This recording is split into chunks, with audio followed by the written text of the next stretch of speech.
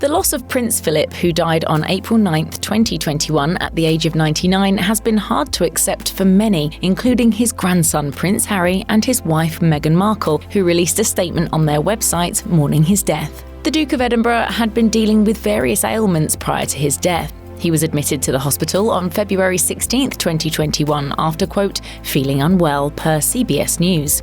Buckingham Palace later confirmed via BBC that Prince Philip was taken as a precaution. He was hospitalised for over a month, during which he was transferred to a different hospital where he underwent a successful heart procedure, per BBC. Prince Philip was released from the hospital on March 16th. A statement from Buckingham Palace read after Prince Philip was discharged, His Royal Highness wishes to thank all the medical staff who looked after him at both King Edward VII's Hospital and St Bartholomew's Hospital, and everyone who has sent their good wishes.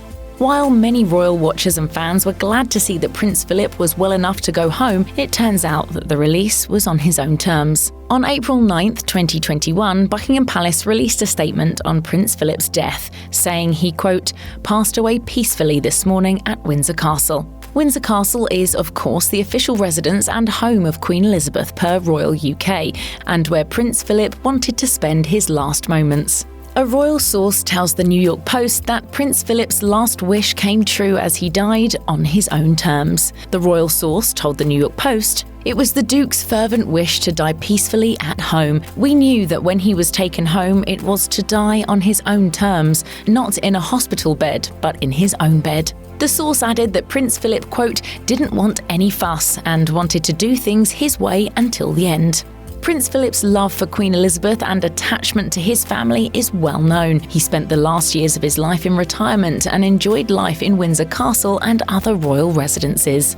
As of this video, Buckingham Palace has not yet completely revealed the funeral plans for Prince Philip, although it's expected that the arrangements will be scaled down due to the ongoing coronavirus pandemic.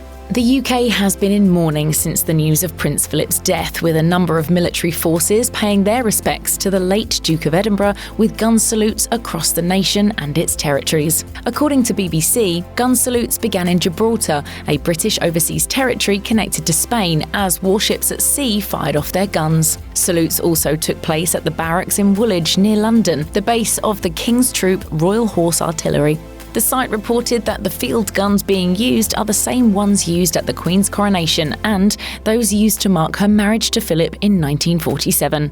A gun salute also took place at the iconic Tower of London, where the Honourable Artillery Company paid their respects to the Queen's husband, and British warships at sea have also fired the salute in honour of the late royal.